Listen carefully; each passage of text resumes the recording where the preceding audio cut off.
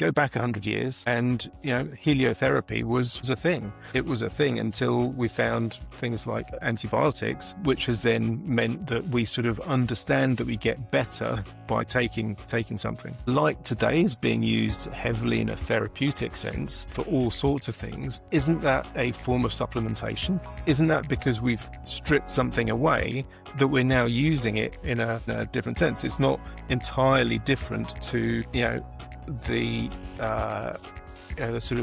supplement industry in nutrition. We've stripped a load of stuff out of nutrition, and now we're supplementing.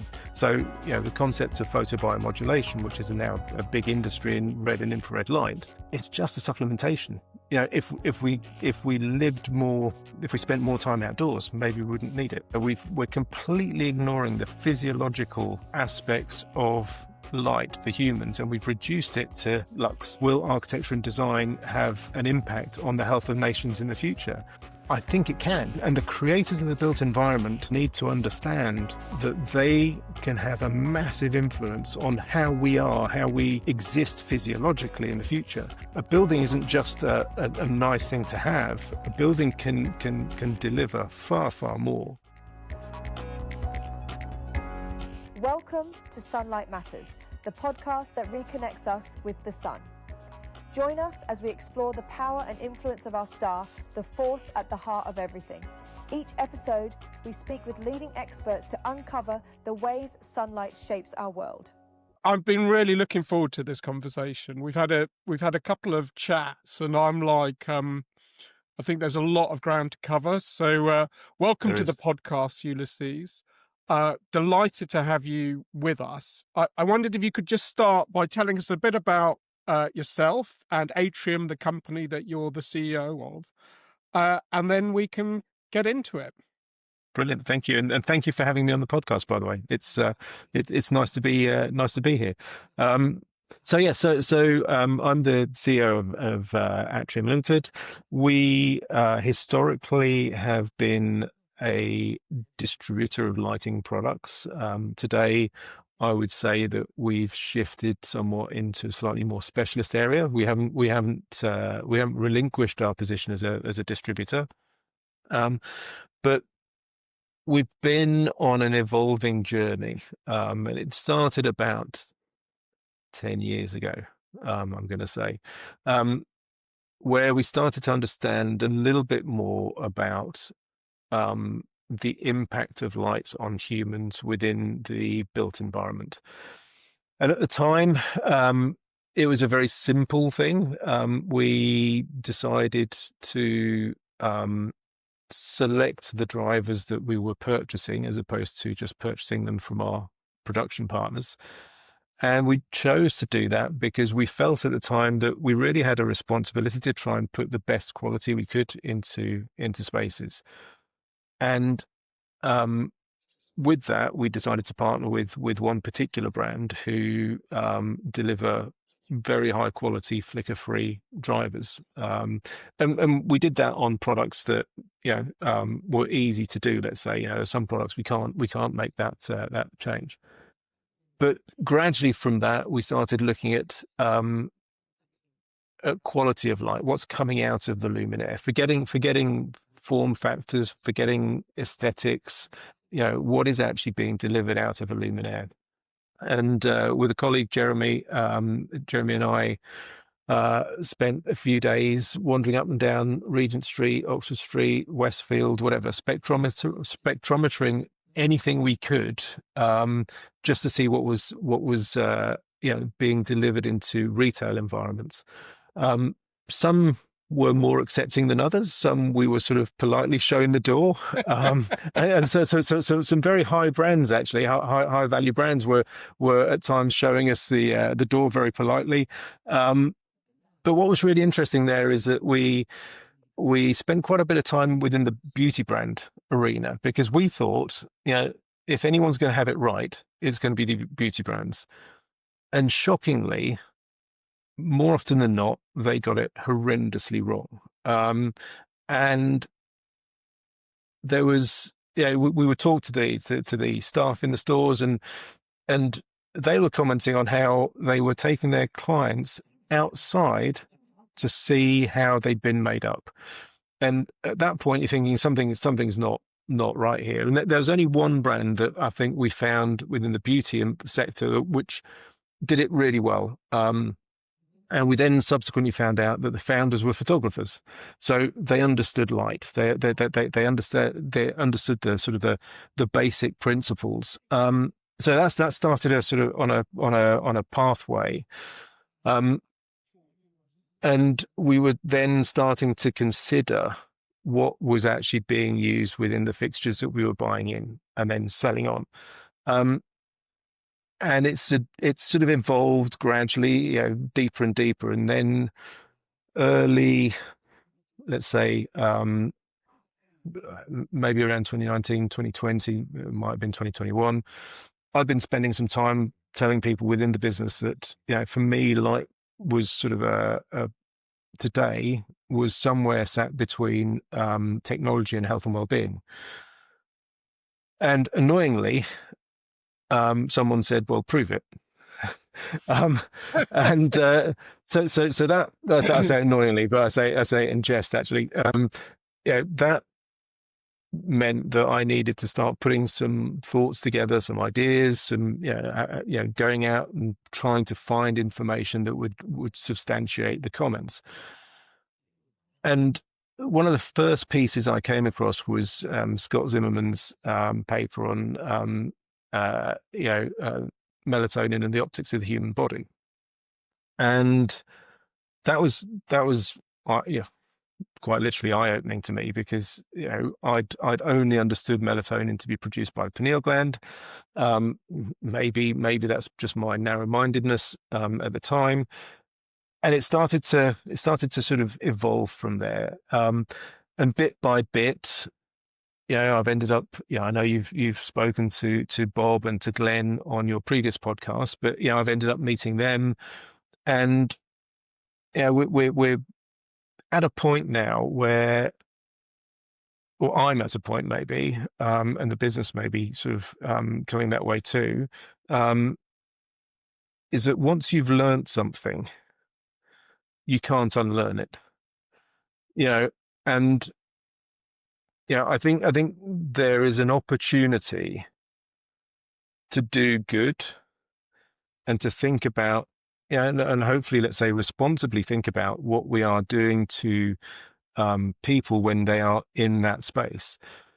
And I know, the other day we talked a little bit about it. I think it's absolutely crazy that there are stronger words I'd like to use, but I'm not sure. You might need to use a bleeper if I was to use them. I think it's absolutely crazy. Probably well, there you go. There you go. All right, I'm allowed to say things like that. Okay. Yeah. When we deliver light for plants, we give plants an energetic value of light. It's photon flux. PPFD, photosynthetic photon flux density, and it's an energetic value of light, and we give that to plants because we want plants to be productive. And yet we've narrowed our understanding of light for humans over the period of the last maybe 100 whatever years to a visual aid, and we're sort of almost completely ignoring everything that we knew that light did in a health and well-being sense, whether that was to help cure rickets or TB. We're completely ignoring the physiological aspects of light for humans, and we've reduced it to lux. And we don't do that for plants. And we don't do that for plants because we want them to be productive. Do we not want humans to be productive in their workspace? I just think it's bonkers. It's bonkers. It is bonkers. I mean, and I think we're going to talk a lot more about that. But I was just curious, because it sounds like you had intuition around this. And, when you talk about quality of light, there's light flicker. Right? I mean, I was in Dubai last week and I had a little infrared camera with me, and bloody hell, it was like a a strobe lighting kind of disco in the exhibition hall that was there. You could see the flicker, just unbelievable to me. But so it was sort of flicker was the thing that you kind of identified, and then it feels like you intuited your way into, well, there is something else going on. Is that right? At the time, um, it was more to do with materiality. How do we represent colors in the right way? Right. So it wasn't so much to do with a human aspect of light. It was more to do with, how do you make the environment look as good as it possibly can do? And of course, when you strip something, strip colors out of a light source, then objects stop being able to render that color, all reflect that color effectively. But it's actually more, it has been a gradual process, and maybe a slow burn up until more recently. And yeah, I think I've been in the industry now for 30 plus years. And honestly, I think it's probably one of the most exciting times. I think, I don't know at which point light will become mainstream in the same context as, let's say, nutrition or physical exercise, but I think we're getting closer. I think because the sun comes up and comes down every day, we just assume that happens. Over the last 150 years, we think we're in control of electric light, which we sort of are. We switch the light on, switch it off when we want it, when we need it. But we've become, what's the word I want to use? Complacent, maybe, around light. Maybe more so than other things like nutrition and exercise. There's a huge volume out there on healthy eating, the gut brain axis. It swallows up a huge amount of oxygen. Physical exercise takes quite a chunk of space as well. Sleep science is big, but we're not talking about light, I think, in the right context, because I think we are just acclimatized to it. It's just there. We accept it, as it is, without really delving deeper. Yet, go back 100 years, and heliotherapy was a thing. It was a thing until we found things like antibiotics, which has then meant that we sort of understand that we get better by taking something. Light today is being used heavily in a therapeutic sense, for all sorts of things. But isn't that a form of supplementation? Isn't that because we've stripped something away that we're now using it in a different sense? It's not entirely different to the the sort of the supplement industry in nutrition. We've stripped a load of stuff out of nutrition, and now we're supplementing. So the concept of photobiomodulation, which is now a big industry in red and infrared light, it's just a supplementation. If we lived more, if we spent more time outdoors, maybe we wouldn't need it. It's crazy, isn't it? I mean, you talk about going back 100 years, we would have lived a much more outdoor lifestyle. We were surrounded by light sources which were kind of giving off infrared light. And, you mentioned Glenn and Bob, and a lot of what they've been looking at is the impact of infrared light on how our metabolism works. But it's so bloody obvious. Like, I was on a plane watching the documentary about the origin of humans. The thing I learned was we spent all our time outside as we were evolving on the savannas of Africa and in the forests of Africa, and then we started moving out. But across that whole entire time, we were outside, and it's kind of crazy to think that light wouldn't be impacting us. I mean, it's just, and you go back to the origin of life itself, the first sort of Luca or whatever it's called that sort of crawled out the primordial swamp. What was the first thing it had to deal with? Is light, So as you say, it's kind of crazy that we've sort of honed in on plants and then forgotten about us and, other living things as well. And, as you say, this feels like, it feels like a new science, but it's not really new, is it? No. But it's very interesting that, it is exciting because it's sort of rediscovering something.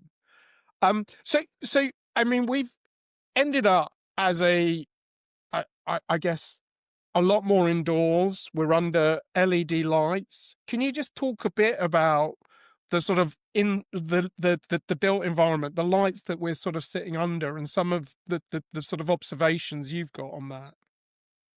So, within the built environment, we've pushed heavily for energy efficiency.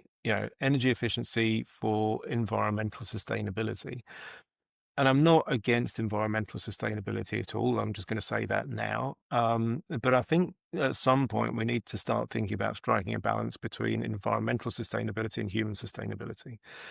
And you mentioned the impact of infrared light on our metabolic system. And the fact that we've stripped it out completely. And we stripped it out, let's say, without really knowing, because we didn't have the science at the time, what the long-term impact was. We took infrared out because it was deemed to be wasteful, because it was consuming energy but not delivering anything functional as we understood it at the time. So it wasn't delivering visible light, and we had understood light in that context, I think, as a visual aid. It's only really more recently that we've started to understand, and with the work, not just Glenn and Bob, but others too, that light has a deep impact within our physiology, and it's not just at the infrared end; it's at the ultraviolet end. I'm not sure if you were on the talk the other day with Richard Weller. Yes, Absolutely fascinating. Ultraviolet isn't just about vitamin D; it's about nitric oxide. All sorts of stuff that again is being found out, and I'm fascinated to learn more about what the impact of green light is next week. But I'm sat here with some green light, by the way, because there you go. I'm really looking forward to that. There's things going on across the whole of the electromagnetic spectrum, let's say, within the light context. But our indoor environments have narrowed that down to somewhere between 380 and 725, somewhere around there in terms of nanometers. I actually took a measurement. I got a new spectrometer about a month ago, and I took a measurement last night at home. We moved into a new build property just a year and a half ago. I got really excited, actually. I got really excited when we moved in because I looked at the downlights, which looked fairly cheap, and actually they were really cheap, as I found out. But I could see two colors of diodes. I could see two colors of diodes, and I'm thinking, that's amazing. They've put dim to warm into the house. So I went to buy a dimmer switch and dimmed it down, and there was no impact. I probably should have pulled the downlight out of the ceiling at the time, because it wasn't dim to warm. It was a dip switch setting on the back, which would give me 3000K, 4000K, or 6000K. I mean, why you'd want 6000K on a residential downlight, I have no idea. Or even in a commercial setting, I have no idea. But we're pumping stuff in to indoor environments, the built environment. Often it's not the occupier who's making that choice. So we're prescribing light. Our industry is prescribing light onto people. And very often when it goes down the value engineering process, that quality of light is being absolutely decimated. Not that long ago, probably about a year, 18 months ago, we were asked to go and visit a project where the client was it's a commercial office space. The occupier was telling us that they're having lots of issues. We sort of knew a bit about the project. We knew that it had gone through a value engineering process. So off we pop with the spectrometer. Talk a little bit to the client.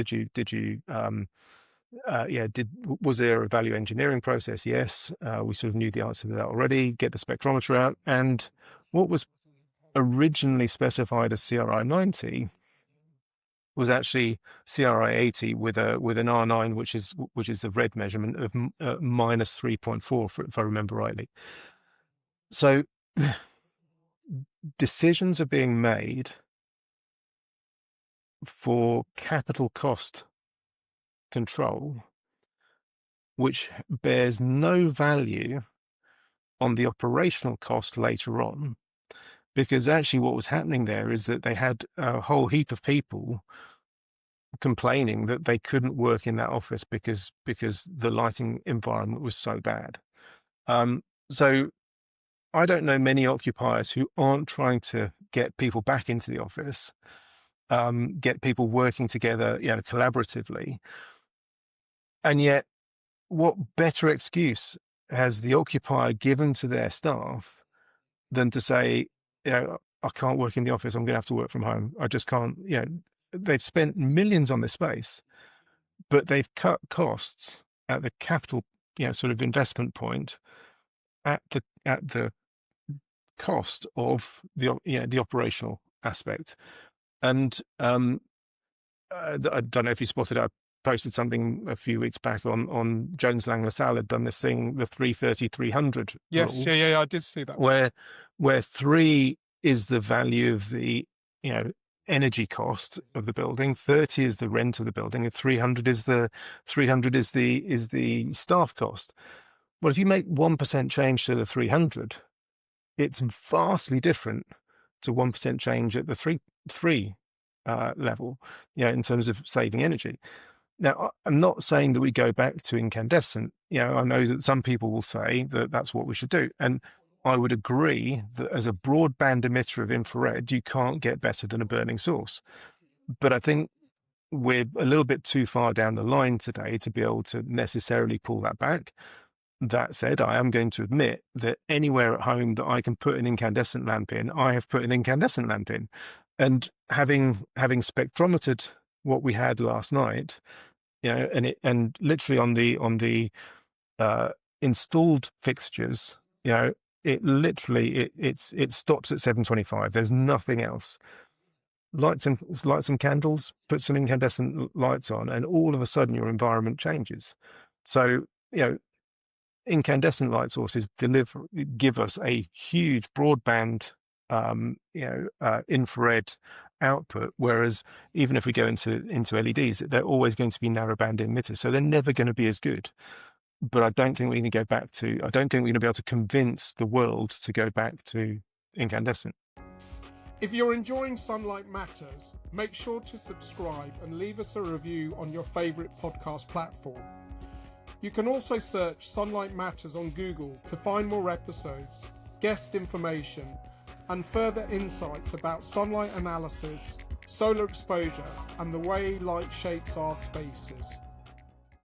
I mean, it is interesting though, because, you talk about people finding it difficult to work. I mean, I've changed all my light bulbs for incandescent, except a couple, which, my wife likes to leave a light on overnight, and I'm like, well, there's no point in having that as an incandescent.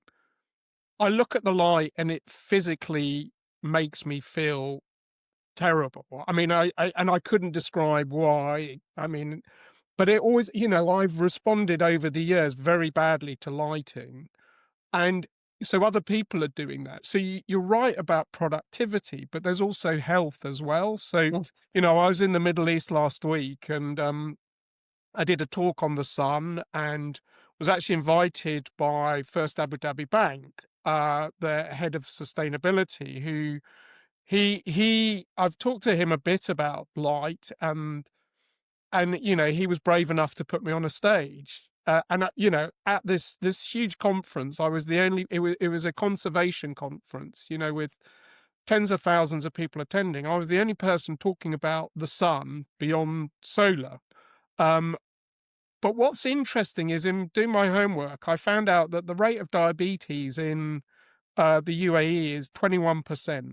21%. Now, diabetes is a massive precursor to strokes and heart attacks. Like, this is terrible. So when you talk to people in the UAE, they say, oh, it's because we got sugary food, and, there's inactivity and all the other bits and pieces. But if you compare it to other countries where that would be a similar profile, it's not.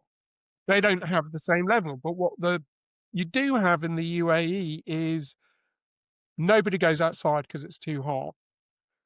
Most people spend their lives, 996 or whatever the work ethic is, in badly lit, LED lit workspaces, behind glass that has taken every bit of sort of nutritional light out, and they're just not getting any outside time. So I was like telling this to them, and I think it was the first time most people had heard this, and my advice was, look, you're not going to change the lighting in your office, so go to IKEA, buy a angle poise lamp, pop it on your desk, and put an incandescent bulb in, which doesn't feel like a long-term fix. But I guess the point I'm coming to is that the genie might be slightly out the bottle now. So if I work in an office and I end up with, I don't know, diabetes or something like that, and I can prove that the people who own the office knew that there was a kind of link, or there was causality, you sort of feel like people are storing up problems for the future. So now is the time to kind of really get your head around this, isn't it? So I don't see this, or I haven't seen this, and I've been saying it for a little while, as something very different to the tobacco industry. No. I'm going a little bit sort of extreme maybe, but I suppose the difference is that maybe the tobacco industry knew a little bit more about the impact that they were having than they led on to over time. But you're right. I think the genie is coming out of the bottle. I think we're understanding more. I think there are more devices on the market, whether it's a red/infrared light panel, which are quite expensive, or whether it's an infrared red light face mask. And I think that we're seeing more of that in the cosmetic arena. And I think the public are generally a little bit more aware of things like red and infrared light through those devices, but they haven't yet correlated it to the indoor environment. They haven't quite made the connection, because I don't think anyone's really talking about it necessarily openly enough about what we've stripped out. And you're right, we're spending huge amounts of time indoors. For us, Europeans, supposedly about 10% of our time is outdoors. The Americans are 7%. That's pretty well documented. And UAE is something like 96% indoors. Yeah. But then you've also got to look at seasonality. And I don't know if you spotted, but if not, I'll share it with you. There was a study done in America with about 58,000 respondents, supported by Apple, and looking at how people spend their time outdoors based on the time in daylight part of the health app. And actually, when you come to the winter, and let's say it's probably not very different for us, we might be outdoors 40 minutes a day in daylight, which is quite limiting. So there's also seasonality to this, and that correlates quite nicely with the stuff that Richard Weller was talking about in terms of heart attacks and strokes, being more prevalent in the sort of early parts of the year, January, February time. But actually, just touching on a few points that you mentioned there, diabetes costs the UK, if I remember rightly, something 9 billion a year. if we can help maintain, or sort of, if from the studies that Glenn's done and the work that he's done, if we can create indoor environments that support our metabolism, then we're going to be saving money somewhere down the end of the road. So it's not that we're necessarily adding to our energy consumption, because we'll be taking it from somewhere else. We'll be taking the money from somewhere else. It's making use of light as a preventative, and rather than having it there just as a therapeutic, let's do something about it being preventative. You also mentioned about productivity and health. I don't necessarily think that these two things are disassociated, because actually when we look at our health in the context of mitochondrial function is effectively what's making us productive. That's what's generating our energy. And if those long wavelengths of light, and I say if, I think it's quite well known that they do respond to light, the long wavelengths help us to produce ATP, then that's increasing our energy. And surely then our productivity in a physiological sense, which if our productivity in a physiological sense is then mapped back out to what we're actually producing work-wise, I think there are dots that exist that can be joined together quite easily. And it is like so simple, this stuff. Like when you kind of start considering it, it is so simple. Unfortunately, we live in a world where simple doesn't make money. And, I was kind of keen to talk about, like, comment you made to me about LED lights being, they're ultra processed. Like, we live in ultra processed environments. And you said it's a bit like the food industry, where, vast sums of money have been made over ultra processed food.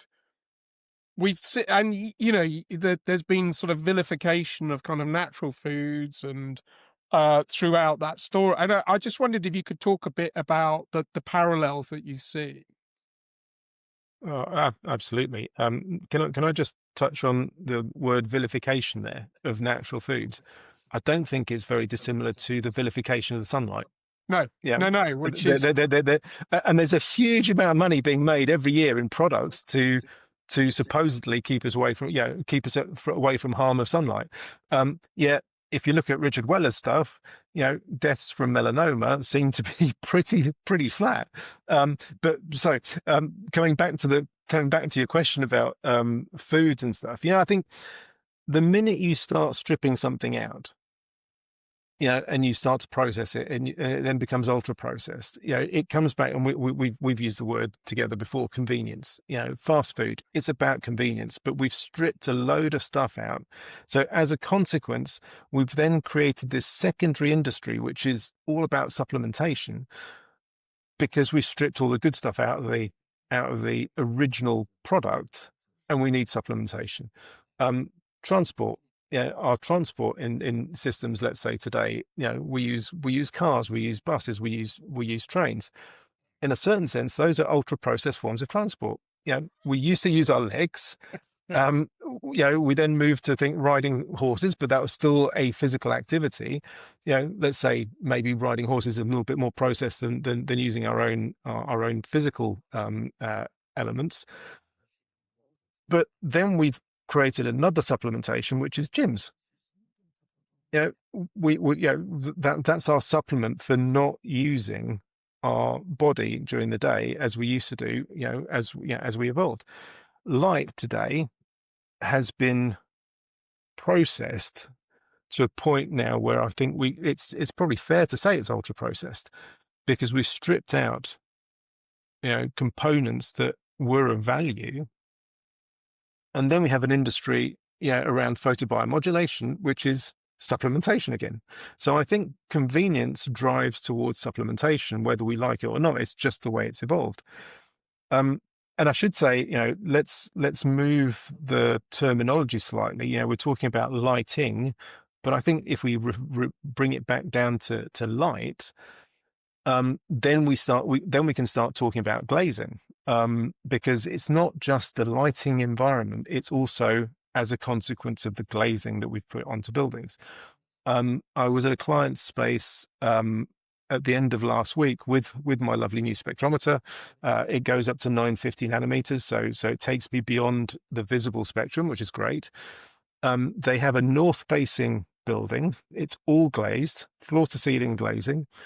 Take a spectrometer reading, and there's nothing in the infrared whatsoever. It's been the glazing is very well coated, clearly. Open a window, take a reading, and there's tons of infrared out there. Close the window, there's literally nothing. So again, here is a point where we've processed our access to light, this time through glazing. And there are loads of brands out there, glazing brands, that talk about how healthy light is, but they're selling a product which is actually coated. So they themselves are part of the problem of the built environment in a light context, not a lighting context, but in a light context. So, maybe with architecture, and this is something that Bob is pretty strong on, but also Glenn, I know we've spoken, he and I have spoken about it quite a lot of times, is that if you've got north-facing windows, why have they been coated? Why are we not letting the sort of the natural light come through, the pure quality of light? I get the fact that on east, west, south facing windows, you'd want to maybe coat that because of the fact that you don't want the solar heat gain. But why the north face? Why does the north face have to be there? And I know there are architects talking to the glazing companies, so the glass companies, about are there ways to make these films in such a way that they allow some of the good stuff to come back into the environment. So it's not just a lighting problem, it's a light problem. And it stretches beyond the lighting industry into the glazing industry. We all need to think about what we're doing. And if I remember Scott Zimmerman's quote, that I can't remember it off the top of my head, but he basically says that right now we're going through the biggest reduction in solar exposure in human history. And that sort of suggests that we don't know what the outcome is. We don't know what's going to happen further down the line. But actually, we can do something about it. I think we can make some changes. One of the challenges here is that I don't think this is a technological problem. In fact, I know it's not a technological problem. The problem is a legislative one. And we need to shift the thinking. We need to shift. There's not a year that's gone by in the last probably 10, 15 years, maybe longer, where we don't hear about the NHS, and the problems that it's got. And, can't we help the process by allowing people to be healthier within their workspaces or their indoor environment? Doesn't need to be a workspace, so that further on down the line, we have less issues. I was awakened to the concept of morbidity compression and morbidity expansion by the guys at the Guy Foundation, Alistair Nunn in particular. And that's where, you try and have as healthy as life as long as possible. And the gap between healthy and unhealthy is limited. But at the moment, I feel that we're creating spaces that actually allow for morbidity expansion. So we become unhealthier early, and our unhealthy life expands for a longer period of time. It's not just light, but light, food, or light, nutrition, movement, they're all part of the mix. But I think light has been ignored as a significant player, and I think that needs to change. And I think it's so fascinating because, as you say, it has been ignored. It's very little understood. I mean, just one thing I was kind of pondering on that is, and I think it was mentioned on one of the Guy Foundation talks, is we're sort of understanding some of the wavelengths and their impact on the body. There's a lot more work to be done in understanding what other wavelengths might be doing, which I find fascinating that, this is kind of new science as well. But I think it's like that whole point of being much more holistic in terms of the way we look at things, and it's really kind of countercultural as well. So we, as you say, like we're bombarded by supplementation to fix a problem, which is, we're eating ultra processed food. I mean, the actual answer is to stop eating ultra processed food and eat natural food, isn't it? Like, we stick on these infrared things on our faces, the photobiomodulation devices, as you say, when the answer might be just to get up a bit earlier and get in the morning sun, So, and that actually is one of the real challenges, I think, for the lighting movement. I'm going to call it movement, is that there's perhaps not that much money to be made out of it, because I totally take your point though around innovation in terms of the built environment. I think there's a huge amount to be done, but the answer might be just get a dog and go outside in the morning a bit more, and sit under a tree at lunchtime. And it's so simple. Like, I mean, I say this to my family. I mean, I sent my son off to university with an incandescent bulb as my parting gift. I, I knew he's not going to see the sun for the next 3 years. But I think my family all think I'm a bit of a lunatic. But I'm like, no, I know there's something here, because it kind of makes so much sense, doesn't it? So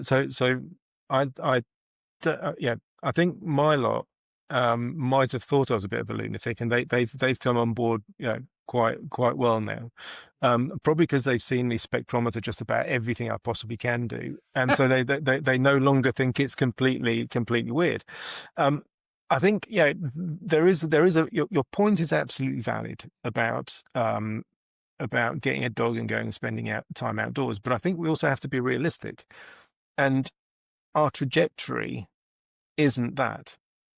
No, I don't think, our course of evolution is going to, I think, continue to drive us further indoors, rather than outdoors. You have to make a conscious effort to go and no, spend you're right. more You time are right. outdoors.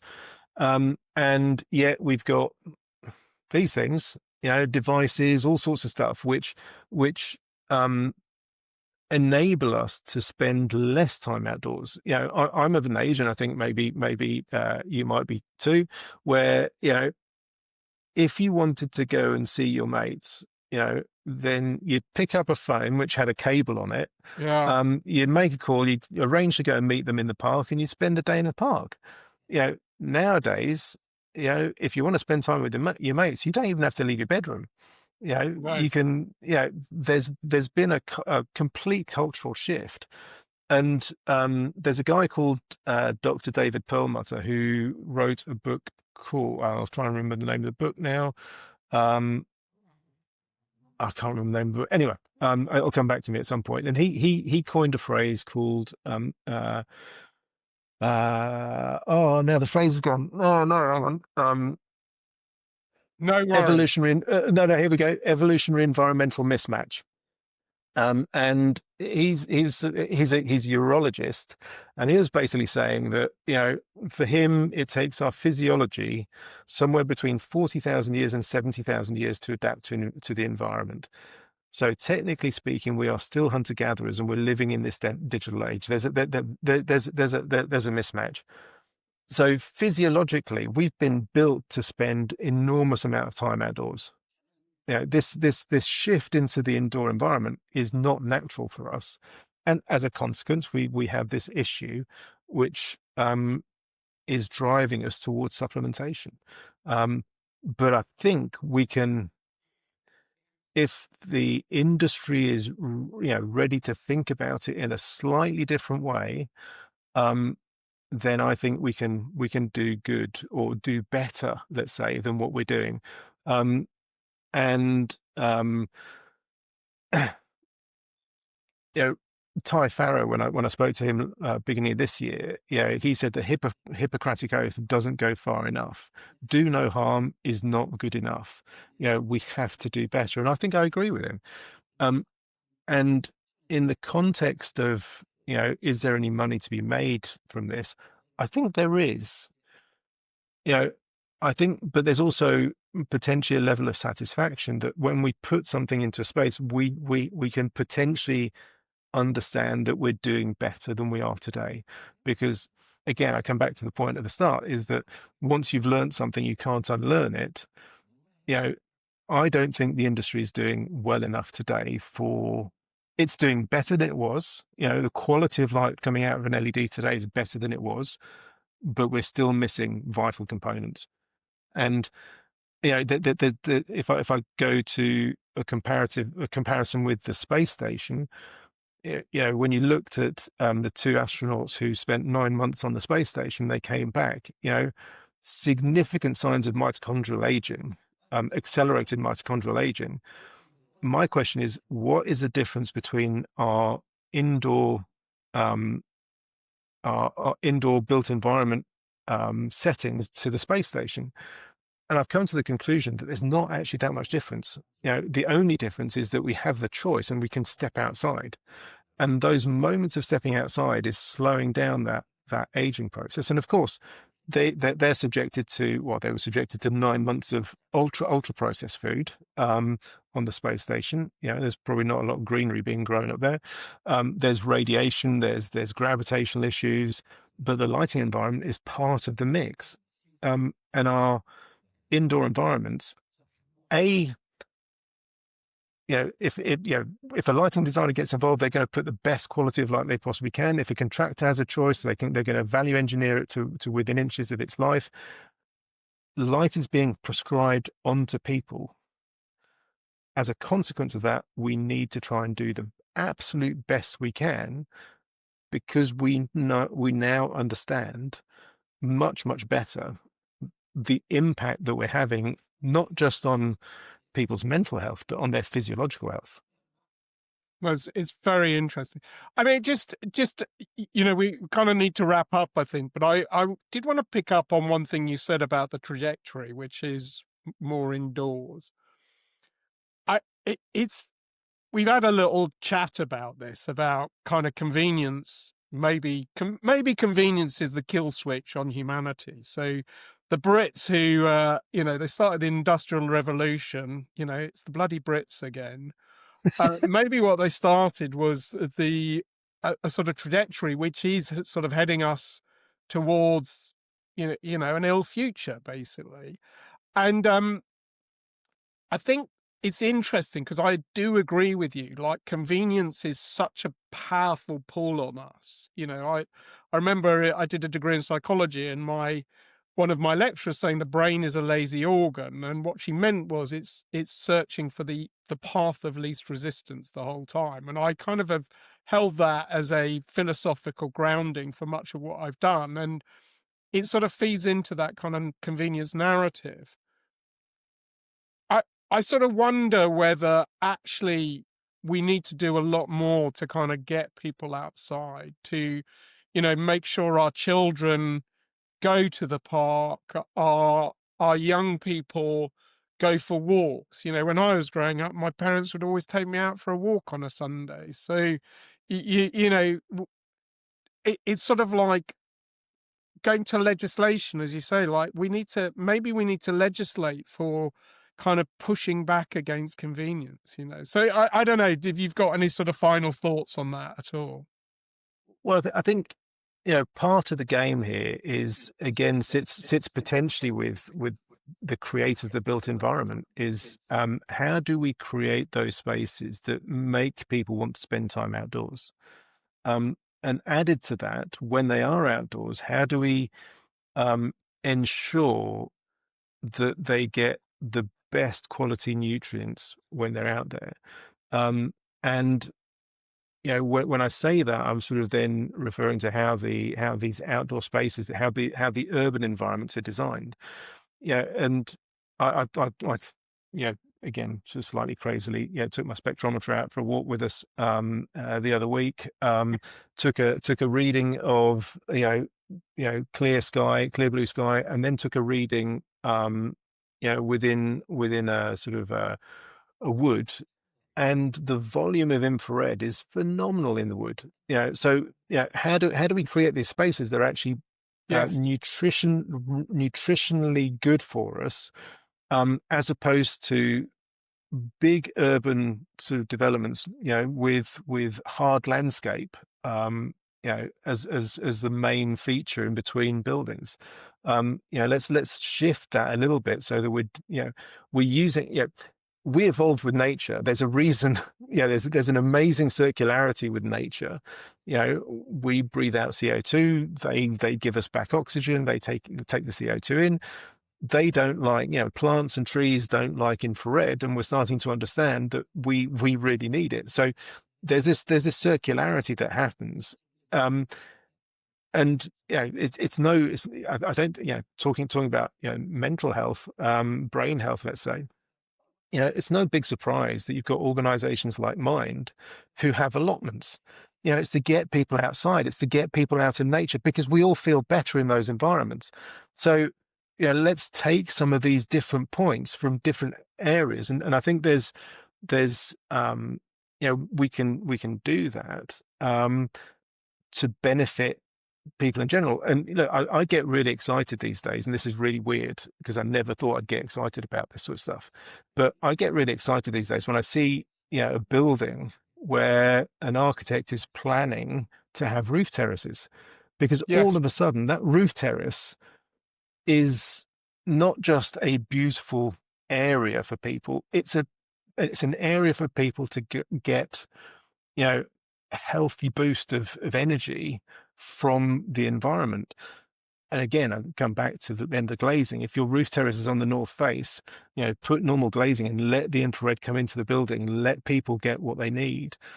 I think there's I did I've got an RABA CPD on light and health, and one of the final closing remarks is, will architecture and design have an impact on the health of nations in the future?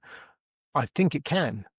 And the creators of the built environment hopefully need to understand that they can have a massive influence on how we exist physiologically in the future. A building isn't just a nice thing to have. A building can deliver far, far more. And I think that's where we need to get to. How do we get to that point? No, fantastic. Well, I've talked to people like Nico Gentili. I don't know if you've come across Nico, and Mandana Karni from UCL, who are really on this. So they're educating the next wave of architects sort of coming through, and I think are trying to make sure that they really focus on understanding that this is important. But listen, thank you so much. We've covered so much ground. Like all of these things, I'm sure we could talk for a long time. Could you just a couple of final seconds on, we're heading into winter. I've asked people like Roger Spelt and Bob and Glenn and Scott what their views are in terms of sort of how you survive winter. Have you got any sort of short tip? I think look, during the winter months for us Brits, let's say, we're about to go into a period where there's not much light in the morning, there's not much light in the evening.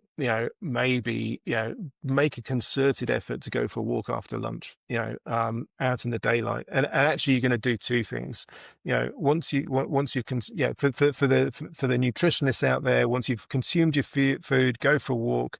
You're going to stimulate your mitochondria. You're going to reduce your blood glucose levels that way.